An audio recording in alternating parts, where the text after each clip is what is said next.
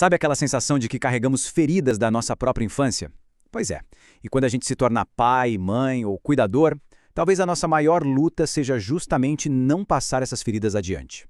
Hoje, a gente vai mergulhar em como quebrar esse ciclo, usando como base as ideias superpoderosas do livro Pais Feridos, Filhos Sobreviventes, da Maya Eigenman.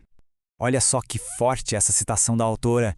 Uau, isso vai direto no coração de um conflito que, nossa, é muito doloroso. É exatamente aquela sensação de amar os filhos mais que tudo, mas ao mesmo tempo ter atitudes que depois nos enchem de culpa. É aquele sentimento de que, caramba, em certos momentos a gente falha justamente com quem mais ama. Então fica a grande pergunta, né? Por que isso acontece? Se o amor é tão grande, por que na prática, no dia a dia, é tão difícil? Bem, é exatamente isso que a gente vai explorar aqui.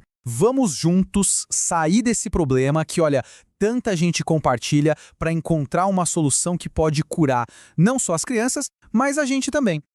Ok, para começar, a gente precisa olhar para dentro. O primeiro passo dessa jornada é focar nesse conflito interno que tantos cuidadores enfrentam, muitas vezes sem nem saber de onde ele vem. A autora conta uma coisa que, nossa, é muito comum, aquela frustração de estudar, de ler, de entender a teoria toda da educação positiva, mas aí na hora H, na hora do choro, da birra, daquele não, parece que nada daquilo funciona, sabe? É aquela sensação de que, poxa, na teoria é tudo lindo, mas na prática com os nossos filhos a história é bem outra. E aí vem o clique, sabe? A grande virada de chave.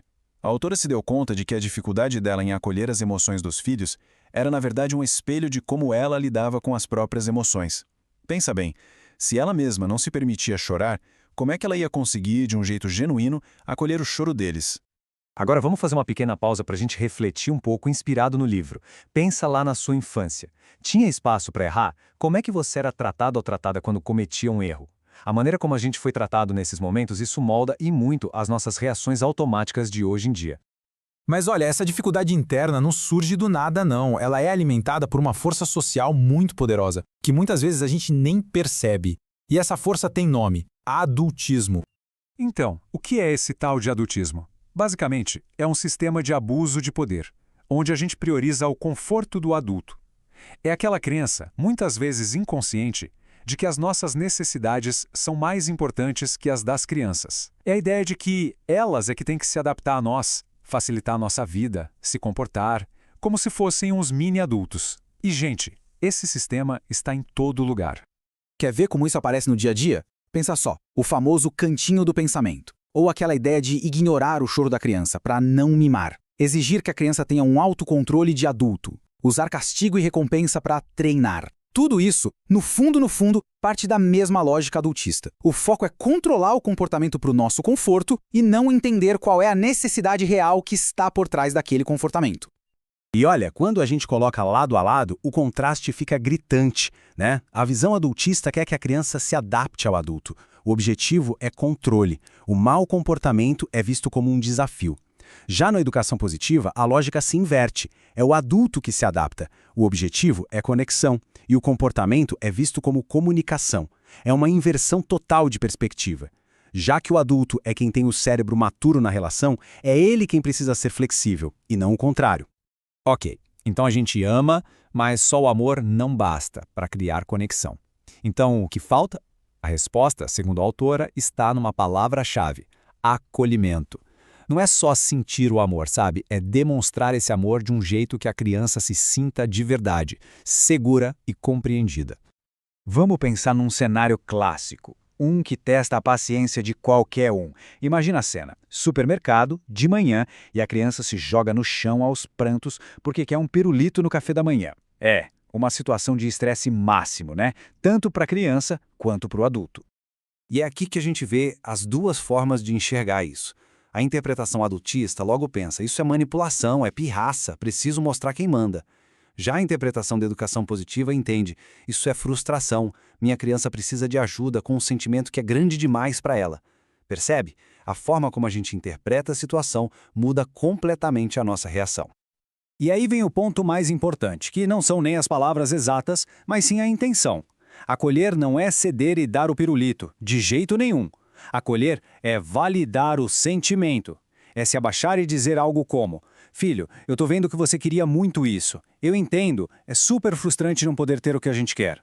A criança não precisa do doce. Ela precisa, acima de tudo, se sentir compreendida na sua frustração.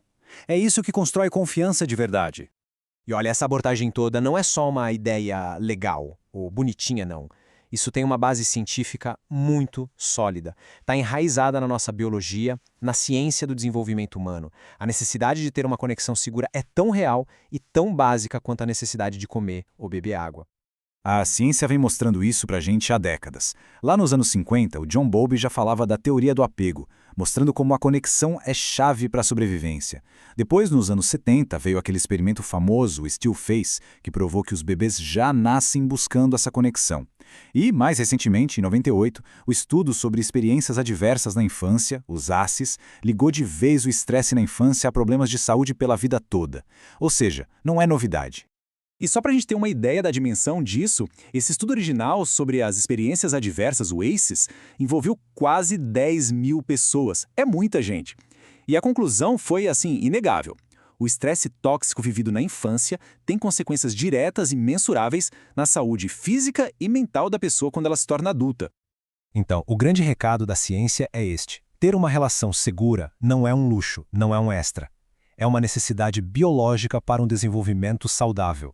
É o que a autora chama de confiança base. É esse sentimento de segurança que permite que o cérebro da criança se desenvolva do melhor jeito possível, que ela se sinta segura para explorar o mundo. Ok, a gente entendeu o problema, a ciência por trás, mas e agora? O que a gente faz com tudo isso? Como é que a gente transforma essa informação em ação no dia a dia? Bem, a mensagem final do livro é justamente sobre isso. É uma mensagem de esperança e, principalmente, de ação. E essa frase aqui, para mim, é libertadora. Nosso trabalho como cuidadores não é ser perfeitos, mas reduzir danos. Gente, o objetivo não é a perfeição, porque isso não existe. O objetivo é ter consciência. É a cada dia, em cada interação, tentar fazer um pouquinho melhor. Tentar reduzir os danos que vêm dos nossos gatilhos e do adultismo da sociedade. Cada vez que a gente consegue acolher, em vez de punir, isso já é uma vitória gigante. E o mais bonito é que quando a gente faz isso, a gente se torna um porto seguro para os nossos filhos. A gente os protege desse adultismo todo que vem de fora e, ao mesmo tempo, a gente cura as nossas próprias feridas. Porque ao praticar a paciência e o acolhimento com eles, a gente aprende a fazer o mesmo pela gente, sabe? A gente acaba curando aquela criança que um dia nós fomos. E para fechar, fica essa reflexão poderosa. Como a gente pode ser o adulto que a nossa criança interior um dia precisou? Talvez a jornada para quebrar o ciclo comece exatamente aí, a oferecer para os nossos filhos a segurança e o respeito que, quem sabe, a gente não recebeu, a gente não está só mudando o futuro deles, a gente está também reescrevendo e curando o nosso próprio passado.